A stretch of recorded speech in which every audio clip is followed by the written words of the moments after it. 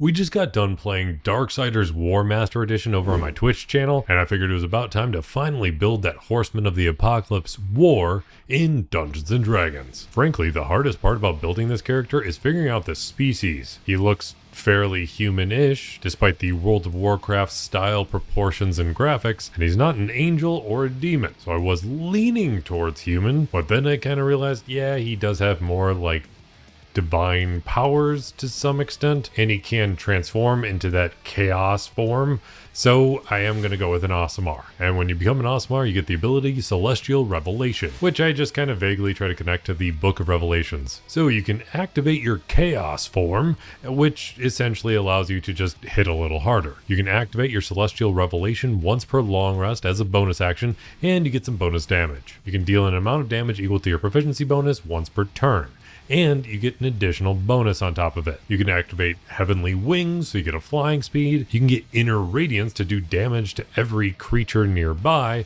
or you can just inflict fear on everybody around you with Necrotic Shrouds, so you just have dark eyes of terrifying gloom. Then when it comes to a background, you are War, so I kind of figured that the best background for 2024 would be Soldier, which gives you proficiency in Athletics and Intimidation, and it grants us the feat Savage Attacker. So you get to roll weapon dice twice when you deal damage, and you get to choose either roll. So if you wind up hitting really hard and get to roll a lot of dice, re-rolling more of them might be pretty helpful. Then when it comes to the ability scores, we're going to have a point spread that looks like this, focusing mostly on our strength, but I'm going to boost up our charisma as well, and it's pretty obvious why. You are a Horseman of the Apocalypse, and one of the most defining features of being a Paladin is that you get Fine Steed at a certain level. So we're going to be jumping into Paladin, which gives us proficiency with all weapons, all armor, saving throws in Wisdom and Charisma, and then on top of that we get 2 skills, so we're going to grab Insight and Religion. Then at first level of Paladin you get a Weapon Mastery, and we get to choose 2 of them. So the first one we're going to choose is a Greatsword. The Greatsword Weapon Mastery property is called Graze. So if you roll an attack roll with your Greatsword and it misses,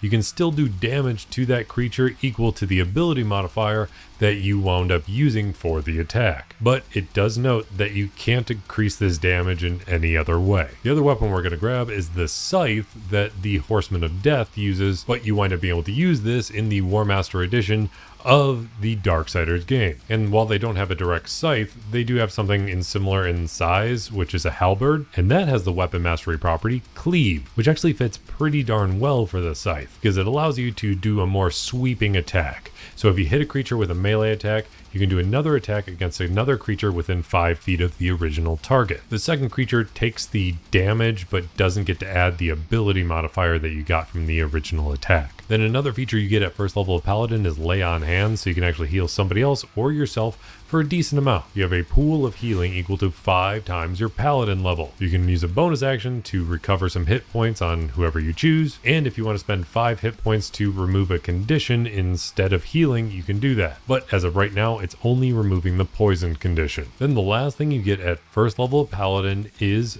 some spell casting. Now, we're not going to cover every single spell. We're going to leave a handful of them for the character sheet on Patreon, but I'm going to at least highlight the important ones, like Shield of Faith to boost up your armor class, Thunderous Smite, so that way you don't have to worry about getting that gauntlet to smash the ground. You can actually just smite the ground instead. And then there's a few more, plus some stuff we're going to grab at higher levels. At second level of Paladin, you get a fighting style. And we're going to choose Great Weapon Fighting because your big old sword is kind of your main weapon. And this makes it so any weapon attack that you deal with a great weapon automatically takes any 1 or 2 that's on your dice and makes it a 3 at minimum, meaning that you have a new minimum for the amount of damage you can deal. Not to mention, thanks to the Savage Attacker feat, you also get twice as many rolls to see which one does the best. So the likelihood that you're going to roll low on damage is pretty small. Also at second level of Paladin, you get Paladin Smite. So now the Divine Smite spell is automatically added to your spell list, and you can cast it a certain number of times for free thanks to being a Paladin. This was a big change from 2014, but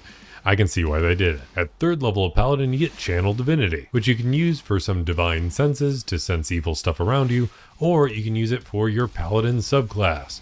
And speaking of your Paladin subclass, we gotta figure that one out. I was tempted to go with Oath of Conquest, but in a lot of the interpretations of the Horseman of the Apocalypse, Conquest is actually its own horseman. So we're going to go ahead and choose something else that fits War specifically from the Darksiders game, because he is not too happy that he had to take the fall for something he didn't do, and he wants some vengeance. So we're going to choose an Oath of Vengeance. When you become an Oath of Vengeance Paladin, you get some additional spells added to your spell list, and one of them is Hunter's Mark, so we're definitely going to add that one. Also, when you take this subclass, you get Vow of Enmity. So when you take the attack action on your turn, you can use one of your channel divinities, giving you advantage on every attack roll against that creature for 1 minute. And if that creature drops to 0 hit points before that minute is up, you can transfer it to another creature within 30 feet of you. At 4th level of Paladin, you get an ability score improvement, so let's go ahead and boost up our strength by 2 points. At 5th level of Paladin, you get extra attack, so you can now attack twice per action, and you can actually get a higher level of spell casting, getting 2nd level spells.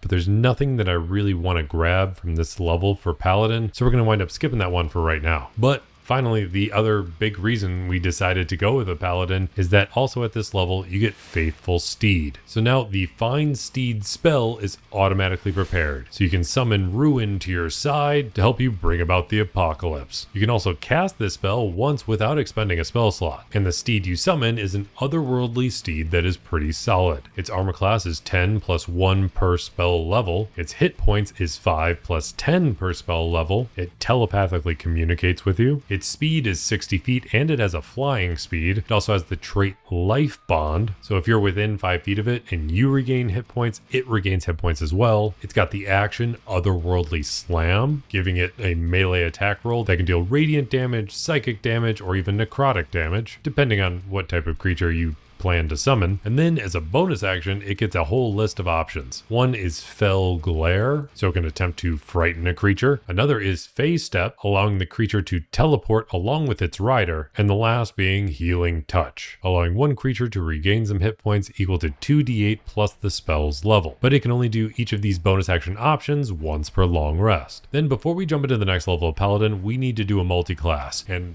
I should call out that I was very tempted to tweak my ability scores so I had enough wisdom to become a war cleric, because it just kind of felt fitting. But frankly, I don't like the war cleric that much. I don't think it's a very good subclass for cleric, even though it has kind of made improvements for 2024, mostly because they made spiritual weapon worse because it requires concentration. So then they add an ability to the war cleric to cast it without concentration. It's almost like, hey, we made this thing worse, but it's a little better if you choose this subclass, and I don't like that whole deal.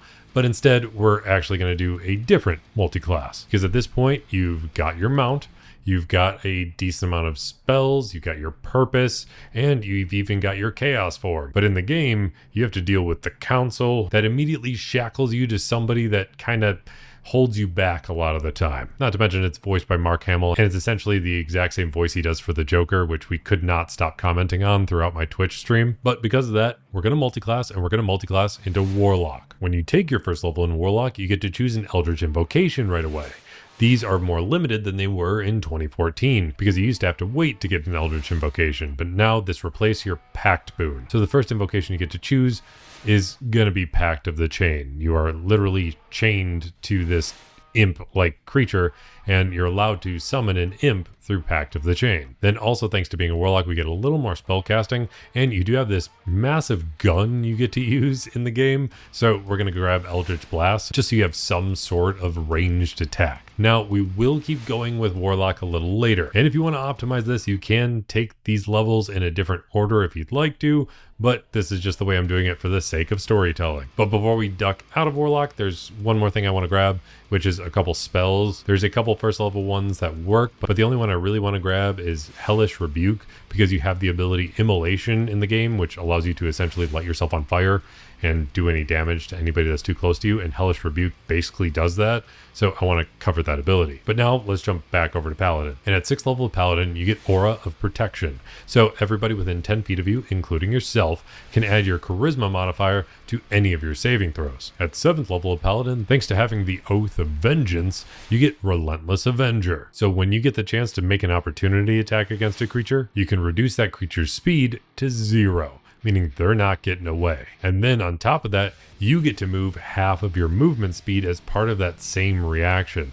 And that movement doesn't provoke any opportunity attacks. At 8th level of Paladin, you get another ability score improvement, so let's go ahead and boost up your strength by 2 more points. And then at 9th level of Paladin, you get a higher level of spell casting. And the 3rd level spells from being a Paladin, I gotta grab Haste because it's just too darn good not to. Boosting your armor class by +2, giving you advantage on dexterity saving throws, doubling your movement speed, and allowing you to have an additional action to take 1 additional attack on your turn, or you can do the dash, disengage, hide, all that stuff. The other one I want to grab is Spirit Shroud. This allows you to boost up the damage of all of your attacks. It only works on any creature within 10 feet of you, but you're going to be doing melee attacks most of the time, so this does work pretty well, allowing you to deal an extra 1d8 damage to any creature that you're hitting with an attack, and that creature can't regain any hit points thanks to this spell. And if you wind up upcasting this to 4th level, you can actually get an additional 1d8 of damage. Also at 9th level of Paladin, you get Abjure Foes, which allows you to take a magic action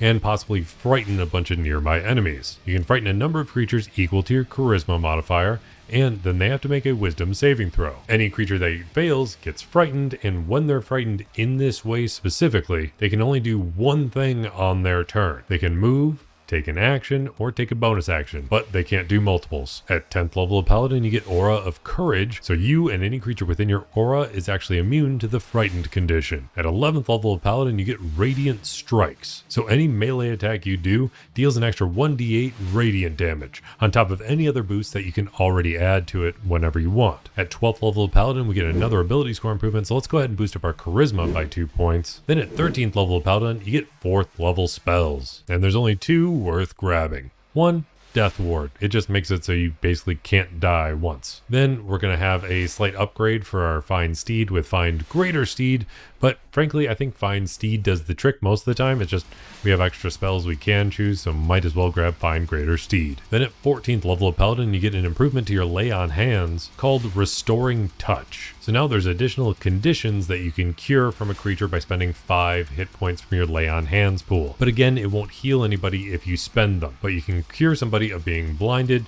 charmed, deafened, frightened, paralyzed, or stunned. Then at 15th level of being an Oath of Vengeance Paladin, you get Soul of Vengeance. So you actually get to use a counterattack like you would in the Darksider game. Immediately after a creature tries to hit you, if they're under the effect of your Vow of Enmity and they miss, you then get to use your reaction to immediately attack them. Then at 16th level of Paladin, you get another ability score improvement. So let's go ahead and boost up our Charisma by 2 more points. Now we're going to jump back over to Warlock because we're getting to the end game of the original Darksiders. I'm not trying to spoil anything, but it is a game that's been out for a while, so I don't think I'm spoiling much. At 2nd level of Warlock, you get Magical Cunning, and Warlocks get pretty limited spell casting to use, but this allows them to regain one of their very rare Warlock spell slots, but no more than half of their maximum amount. It only takes them 1 minute to do this, but they can only do it once per long rest. Also at 2nd level, you get some more Eldritch Invocations. One, we're going to grab Devil's Sight, so that way you can put on that mask to see in the shadows. And we're going to boost up the gun that we have, aka when we use our cantrip Eldritch Blast, by getting the invocation Agonizing Blast, allowing us to add our Charisma modifier to every blast that comes out of it. Now in 2024, they did make it so you can actually add your Charisma to most other types of cantrip, and you have to choose when you take this invocation, but it's kind of silly to not take anything other than Eldritch Blast just because it gets the most benefit from Eldritch Blast. Then at 3rd level of Warlock, you get to choose a Warlock subclass. And this one was a little hard, but we are thinking that this is kind of towards the end of Darksiders, and there's 2 things that you can do a lot in Darksiders. One, you can defeat an enemy and get some health back with the green glowy things that come back into you. Or you can get the Abyssal Armor, which is a more rare item that you can pick up throughout the course of the game. Having this armor severely boosts your defense, and it makes it so you can regain health a lot more easily. So we're going to take the Warlock subclass that allows us to choose the patron, Fiend. This gives us the feature Dark One's Blessing. So when you reduce a creature to 0 hit points, you gain temporary hit points equal to your Charisma modifier plus your Warlock level. And this actually doesn't apply just if you reduce a creature to 0.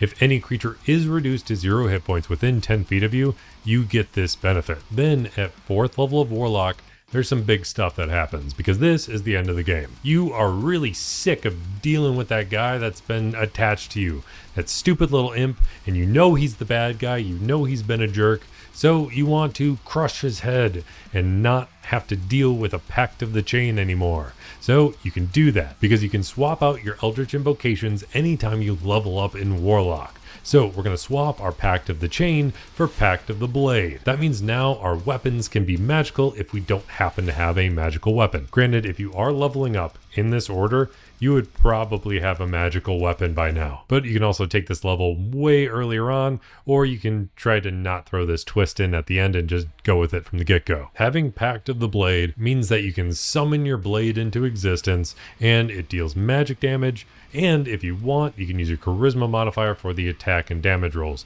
But your charisma modifier isn't as good as your strength modifier, at least not yet, because at this level you also get an ability score improvement. And since we're at least level 19 overall, we can choose an epic boon, which is what we're going to do. And we're going to grab the Boon of Fortitude to get more of those little green skull things on your health bar. This allows us to boost one ability score improvement by 1 point. So let's go ahead and boost up that charisma, maxing it out, which is something I've been waiting to do, and it feels really good to fill that out to 20. But the Boon of Fortitude also gives us an additional benefit of plus 40 hit points. And anytime we do regain some hit points, we actually gain an additional amount equal to our Constitution modifier. You can only do that once per turn, but this is very, very useful for a paladin, because you have lay on hands, so you can heal yourself for 1 hit point as a bonus action. But thanks to the Boon of Fortitude, you can add your Constitution modifier to this, meaning that you suddenly have a massive amount of extra healing.